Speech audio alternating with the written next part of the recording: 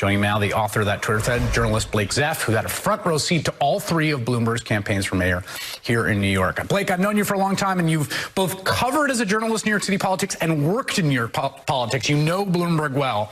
And one of the things you hit home here is we're all looking at the spending on the ads, but the way that his money worked in New York was bigger than that. What do you mean? That's exactly right. I think when you hear people talking about the Bloomberg spending, it's always about, he's spending so much on commercials. He gets to amplify his message more. He gets to run more commercials.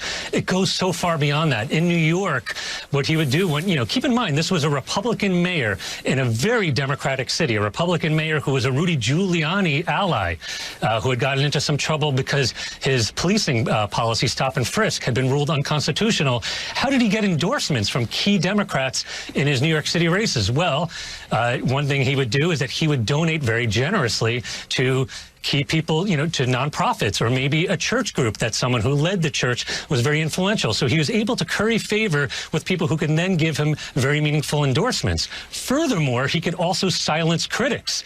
After he had transferred his voter ID from Republican to independent, the Republican Party never attacked him after that for the rest of his mayoral team. It was sort of curious, but then you look at those financial filings and you see he was giving them millions of dollars. So he's been able to use his money to both curry support, but also silence dissent. The most incredible example of this is when, he was one of the people who advocated term limits for mayors, right? And there was a 2-term limit, and then he wanted a 3rd. And so they had to unwind that.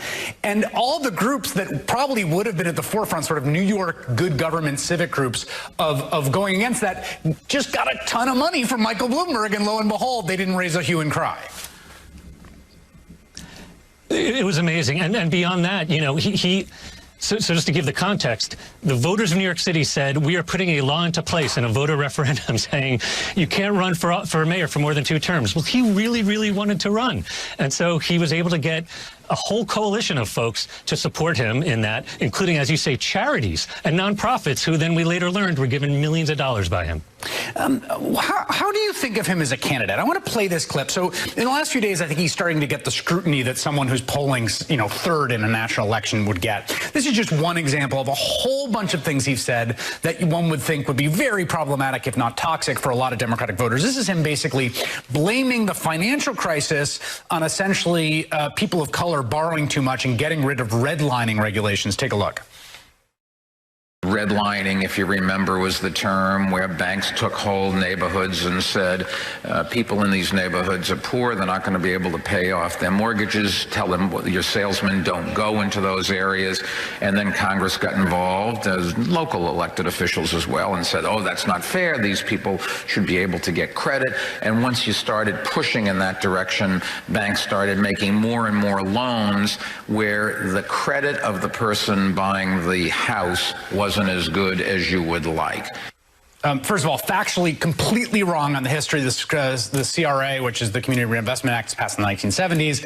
It is not what causes the crisis in 2007. My question to you, though, is do you expect him to campaign much and have to respond to this? Or do you think his tactic is going to be don't do a ton of interviews, don't do a ton of events, and essentially try to not ever engage with these questions while just flooding the airwaves?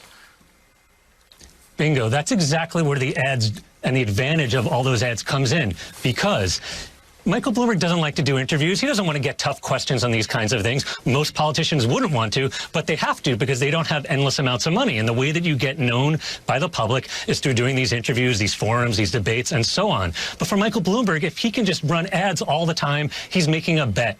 That bet is that far fewer people are going to see what you just showed than are going to see the hundreds of millions of dollars, maybe billions of dollars worth of commercials that he's going to be putting out. And those commercials can say any story that he wants. One commercial that he's putting out talks about him being essentially best friends with Barack Obama. You would look at it and think maybe he was even his vice president.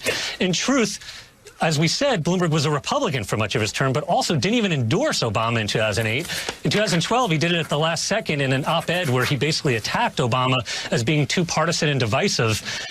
But a lot of people are going to see those ads, and fewer people are going to see the kinds of things that you just showed, and that's the bet that he's making. And it's very hard to then correct all those ads, because who else is going to put $1 billion on the air correcting all that? So it's absolutely a bet that he's making. And to your point, he's not going to want to be doing lots of interviews. He's going to want to let these ads and the stories he can create for them do the talking for him. Final quick question. If he qualifies for the debate, he's missing one poll now to qualify for the debate in Nevada. Do you think he goes to the debate?